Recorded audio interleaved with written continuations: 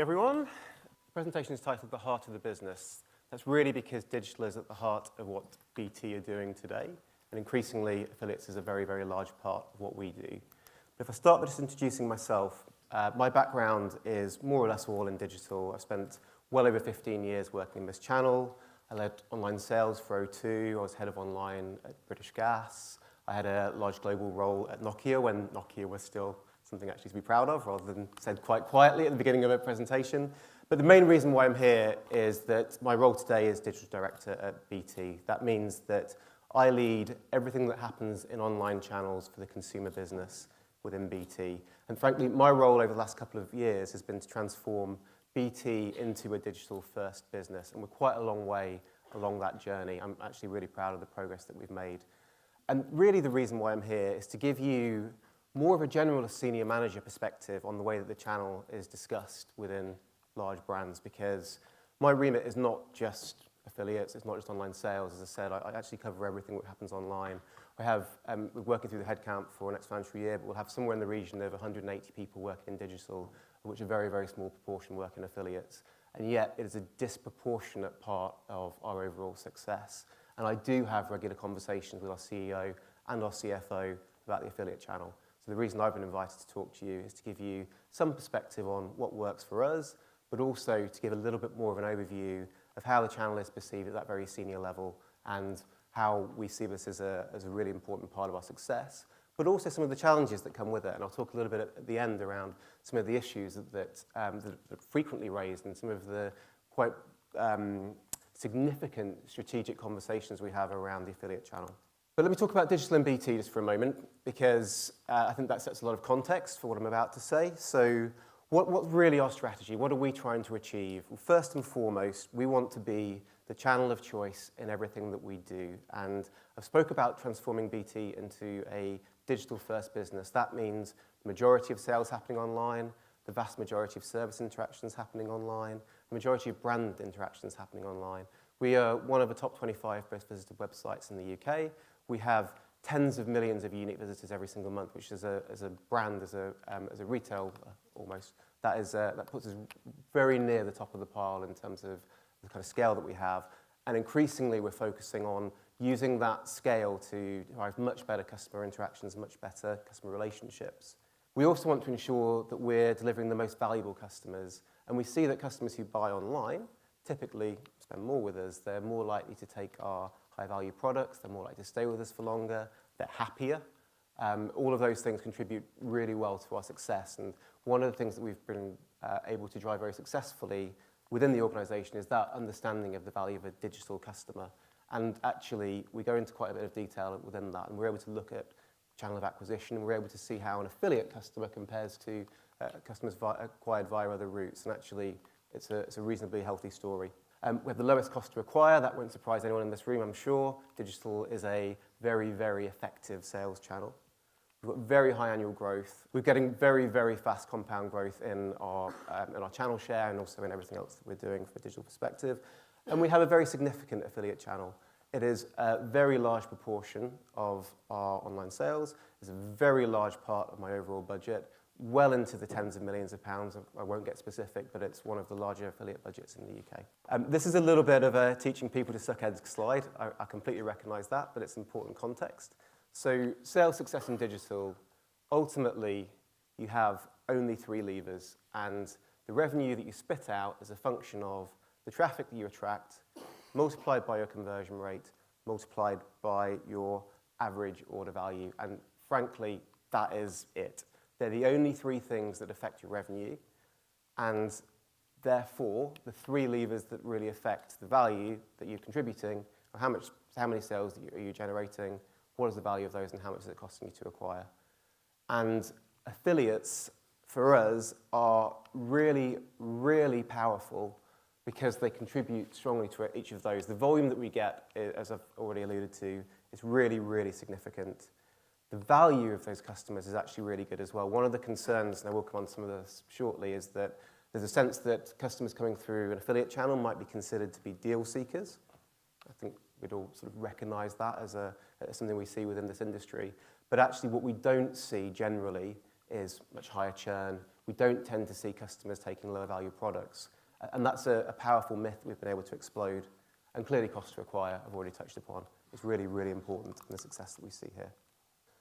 So what has really worked for us, I'm going to give you a bit of a flavour of where our success comes from in this area. The first, and this was touched upon in the panel earlier, is that we really see this as a world that only works through partnerships. And I've worked in other organisations where the channel has been more transactional, and what I'm really proud of about BT is the quality of the partnerships and the relationships that we have with our big partners, our big affiliates that work with us.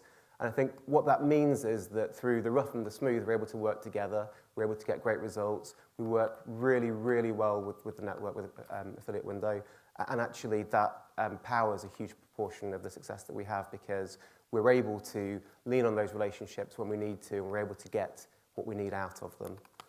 Secondly, we have a pretty forensic approach to the commercial aspect of what we do, and this is really important because we don't take anything like a one-size-fits-all approach. We certainly don't have an individual CPA target that we're looking for across the program. We do at an average level, but we're able to break it down to much more significant segments than that. So we're able to do things like test the elasticity of cashback and see what really works for us and flex it so that we're generating a better total value. We're able to look at how we can use tenancies alongside CPA rates and optimize those two to get the best possible return. Again, working in really close partnership so that we're able to put together deals that work for the partner and also generate the best possible return for BT. And that laser focus on the numbers and the commercial outcomes, not just looking at what's the volume that we're generating, but looking at actually what are we contributing over and above that, is one of the reasons we've been able to secure significantly greater investment in this area. We've been able to prove the value that it's generating and therefore spend more money. And when I think about the boardroom conversations I have, frankly, that's the sort of conversation you need to have. It's what am I going to get in return for this in a meaningful way, not just you're going to get more sales, you're going to get more channel share, but building out the relatively complex business cases to be able to show to a high degree of certainty what the return is likely to be. And thirdly, a little bit dramatic, but really the success comes from paying attention to the detail. And we have, as you can imagine, a very large number of affiliates that work on our program, a relatively small number of affiliates that drive a relatively large portion of the sales. None of that is surprising. What I think works really well for us, though, is that we don't take this one-size-fits-all approach to the channel. We're constantly looking for ways to refine and optimize and really see what are the minute details that we're able to make work harder for us. And because of the scale we operate at, relatively small improvements in conversion rate or in CPA actually generate a big, big positive outcome. So paying that really close attention to the minute details of the business case and of the continual optimization, doing more test and learn, doing more elasticity testing, are the things that have really helped us be successful. And I put a Champions League trophy up because I'm a Leicester City fan and we're in the Champions League. But what this really means is you do all those things well and you get success. And alongside that, this is really the point I've been making, we very much tailor our approach to the different partners that we work with. So whether that be the elasticity testing I've touched upon through comparison sites, whether it be producing unique content, whether it be having great conversations with very senior people in the partners that we work with around how they can best represent the BT brand and how we can together achieve more. All of those things, I think, set us apart from what I've seen in some other organisations, which is a more one-size-fits-all approach to this channel. And what I will say is that it's time-consuming, it takes a lot of effort, it takes quite a lot of analysis to be able to get to what I'm referring to, but if you make that investment, if you work in the right way, then these things can really be very powerful. And actually, we're really proud of it. I put this up, it's a little bit boastful, but it sort of proves the point a little bit. In our industry, over the last couple of years, we've won the best in our industry at both the UK and the European PMAs. And I think when I look back at the submissions we've made for those awards, the things that I'm talking about that, to my mind, really set us apart. That approach to partnership, that approach to attention to detail, and really close consideration of the commercial outcomes have enabled us to drive a lot of growth that's really, really worked for BT. It's really got the buy-in at the board level, and we do, as I said before, have good quality conversations around the affiliate channel at a board level, and it's also really worked for our partners. So that's a little bit about the affiliate channel, which I just wanted to touch on, but I also wanted to talk a bit more generally about some of the wider concerns that we have. I think this is very relevant to this audience, because if I'm honest, a lot of the conversations are still very much based on return on investment, how much we're going to spend, what volume we're going to get, and what's the value of that. I've started to paint a bit of a picture of a beautiful world where we are discussing in deep strategy what affiliates can do for us, and I know this is something which is very pertinent to this audience. The reality is there's still more for us to do in this area, and actually our concerns aren't just about the volume of sales we generate. They aren't just about the value of those customers or the CPA. They're much broader than that. So we really care, obviously, about our brand perception, the awareness and consideration, and we know that the affiliate channel can do a lot for us in that area.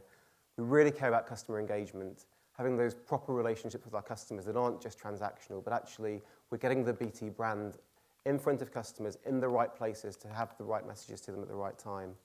We care about a value proposition, not just about here's a cheap price. We care about lifetime value.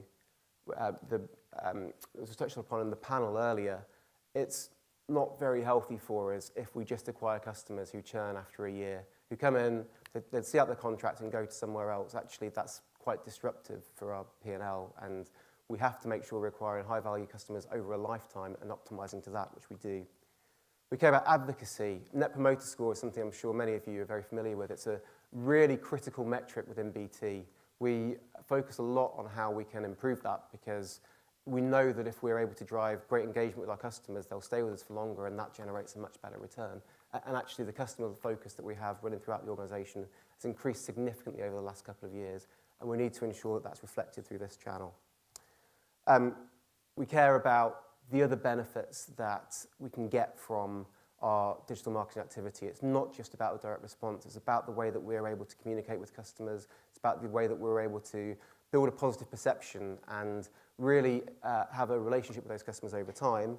And we obviously care about our reputation. We don't want to be in a position where we've got partners who are working with us who are actually doing things which are harmful or not positive for us in any way. So all of that, they're wider concerns that go well beyond just the budget setting and the day-to-day operation. And they're the things that we, as an industry, really need to focus on if we're going to continue to see the level of growth and be able to continue to get the board-level conversation and board-level attention that this channel really deserves. Because it doesn't just operate in isolation, and there's no surprises on this chart. There are many other digital marketing channels that do all of those things that I just spoke about previously and generally do them really well. And they also deliver a great return on investment, and they also achieve the value that I've spoken about. So it's not like affiliates is the only show in town. There are other options, and when we're setting budgets, I actually have a meeting literally this afternoon with our CEO and CFO on next financial year's budget, and we'll be talking about the affiliate budget alongside all of these other things. And when we're setting those budgets, just the volume and the value per customer that is achieved by the channel are not the only things that will be discussed, and affiliates is not the only game in town. We'll talk through all of these as well, and we need to ensure that we're getting the right balance and achieving the best overall return for the brand. Because, and I put this in partly to be a little bit confrontational, but I think it's important that you know these. These are some of the conversations that we sometimes have. So affiliates only focus on price. It's a race to the bottom. I've talked about being deal seekers, attracting deal seekers, and actually that's not healthy. You can get a short-term fix through customers who are only interested in price, but they don't build the business over time. They're not healthy for us, and in the long run, they're not the customers that we want.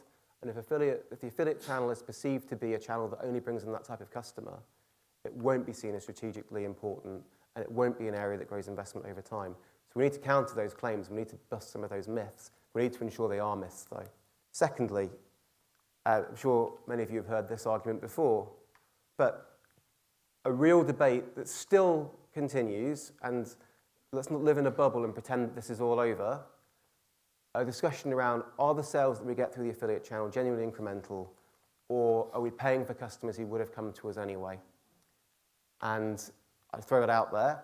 I believe that in the majority of cases, the answer to that is yes, the sales are incremental, but we'd be fooling ourselves if we said that in 100% of the cases that is true. And please, I'm sure you, if you think about it properly, you'll agree with me on that point.